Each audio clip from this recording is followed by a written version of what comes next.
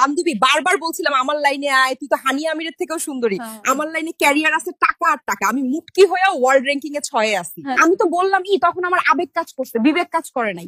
যদি বিবেক কাজ করতো তাইলে কি আমি এই বাবা ব্যবসায়ীকে বিয়ে করে আমি কট খাইয়া? আপার না হয় আবেগ কাজ করছে, বিবেক কাজ করে নাই। কিন্তু তুই কুত্তা মারা চেহারা লয়ে কেমনে কি করলি? আর কতবার কমু, ছোট মরিচে ঝাল বেশি, আমার শরীরে কারেন্ট বেশি, আমার দিয়ে টিউব লাইট, গাড়ির হেডলাইট, বাথরুমের লাইট সব জ্বালাইতে পারবেন। ভাবতেছেন আমার ক্যারিয়ার শেষ? আমি জেলখানাতেও ব্যাটারি চার্জের ব্যবস্থা করবো, কারণ আমি একটা 12 ভাতারি। ওই ভুটকি, তুই হাসবি কম, তোরেও তো মানুষ ভালো চোখে দেখে না। ওই আমারে ভুটকি কইবি না, ফকিন্নির বাচ্চা।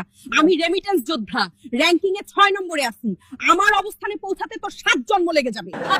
ওই ভুটকি, তুই তোর ক্যারিয়ার নিয়ে থাক, তোরে তো এখন ডিম থেরাপি দেয়, কেমন লাগে ক? দেহি ক।